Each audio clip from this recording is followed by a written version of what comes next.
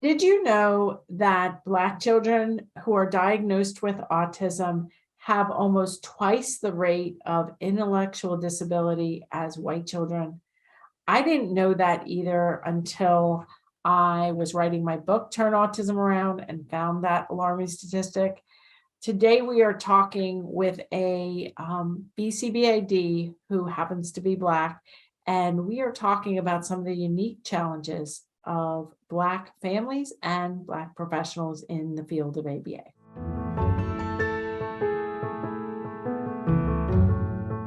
Hi, welcome back. I'm Dr. Mary Barbera, autism mom, behavior analyst, and best-selling author. Each week, I provide you with some of my ideas about turning autism or signs of autism around. So if you haven't subscribed to my YouTube channel, you can do that now.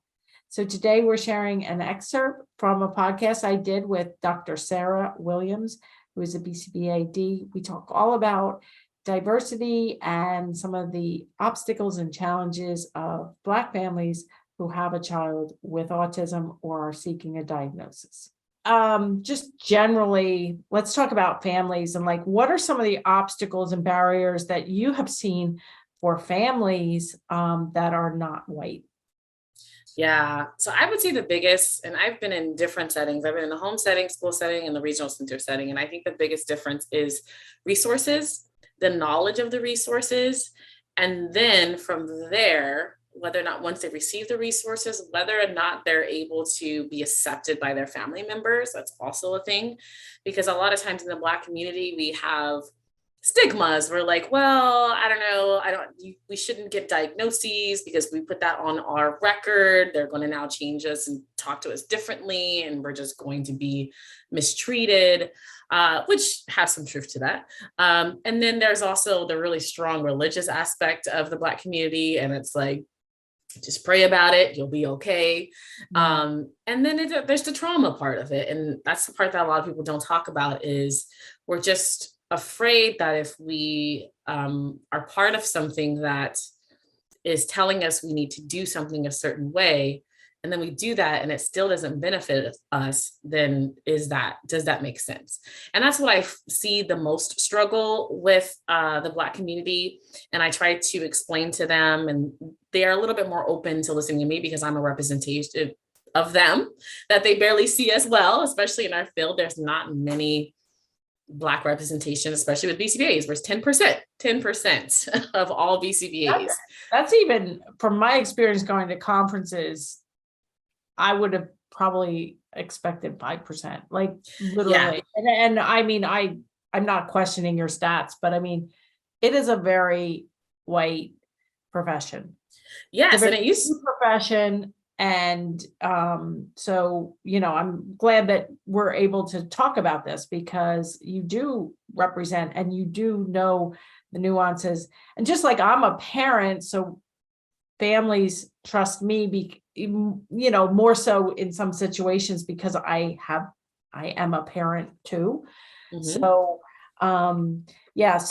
so you do see it's interesting about the religious aspect and the, don't want to diagnose and especially in inner cities, you also have poverty and, other things that are getting in the way, you might not have the education, the access to really, I remember when, I fell into the autism world, it was like, I have a master's degree in nursing administration. I'm married to a physician. I have written, multiple papers and emails. I have a computer. I had AOL access. I have a car. I have money for a babysitter. I have my parents nearby that can help me. And it's like, if this is what I'm going through, what is the mom, English as a second language with no car and no computer doing? And that was way back, but I don't think it changed that much. No, it really hasn't. It's just been a different year. That's the only thing that changes, right? And think about it, especially when you're talking about, populations that are in poverty. You think about all these services that we have, especially if it is ABA, there tends to be a lot of hours, and then use that paired with speech and OT and all these different kind of services. And who has time to do those, right? Like, and what time of the day do you have to do that? And if your schedule, your work schedule changes all the time, then what do you do? Because a lot of times ABA services are very specific. Okay, through 3 to 5, like we're very specific in our time because you have to And maintain. you need usually, and at least when I participated on both the giving or receiving end, is you need somebody 18 or older to act as like the custodian, guardian of the child while ABA services are provided. And so there Yes. goes the 15-year-old sibling who's going to watch them till you get home from work. And so there's another barrier that I don't think we've ever addressed on the show, and that who knows how common these things are.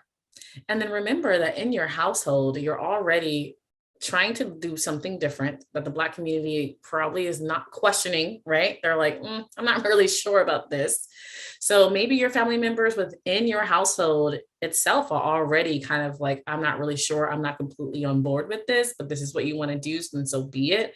So it's challenging. It's challenging because you want to be able to branch out and do what's best for your child, right? That's literally what parents want to do. They want to make sure their child is okay. And especially within the Black community, especially with the Black men, the Black boys, like there's certain things that we can't do. Being outside in the community and you're stimming and no one understands what even a stim is. And it looks suspicious, you're already being profiled.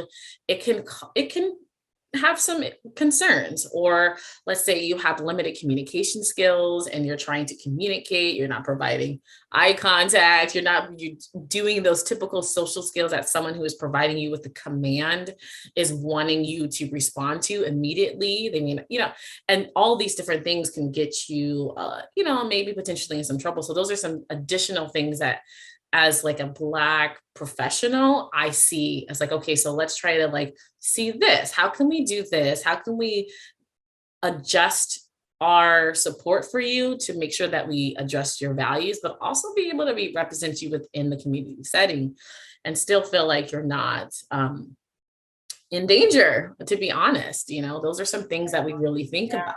And that's excellent points, is that in terms of Black Lives Matter and police reform and, my son, Lucas, is 26 now. He's still, is not conversational. And in the past, he's had problem behaviors that have escalated to aggression. That hasn't happened, knock on wood. Always knock on wood, for many years. But, any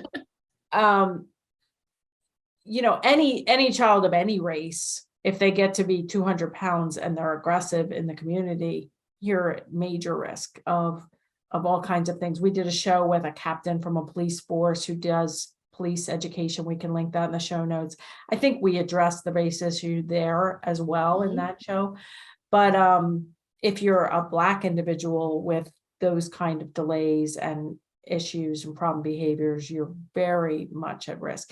And the other thing that we don't discuss much is, my books and my online courses and everything are for young kids or kids functioning as a young child. So moderate, severe autism, the higher functioning kids, quote unquote, because we don't really like to use those terms, right. High functioning versus low functioning, but the conversational kids, the kids that can go out into the community by themselves or maybe even drive, but don't have like really great problem solving skills, are also at risk, white or Black, but more so Black kids.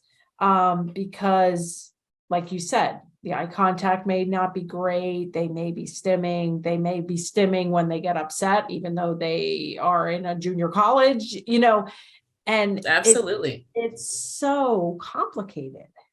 Yeah. And I think when you're a parent or a family member of someone who has special needs or in the profession, we automatically get used to it, right? We're automatically give grace. We recognize who this person is. We're very accepting. But honestly, the world itself is not always as accepting as we would like it to be. So we have to kind of recognize that everyone is different, especially when we're talking about autism. We know there's a spectrum. Everyone has their own kind of view, representation of themselves. And it's important for us to recognize that not only are we needing to be sensitive with race and how that affects just us in general in our company, but how do we address specific behaviors and specific responses to other people? I hope you enjoyed that excerpt with Dr. Sarah Nicole, otherwise known as Docs Sarah Nicole on TikTok, Instagram, all those places. If you like this episode, love a thumbs up, a comment, share it with somebody else who might benefit. And for more information about joining our online course and community, I would suggest you attend a free workshop, and I will hopefully see you within the community. And I'll catch you here next time.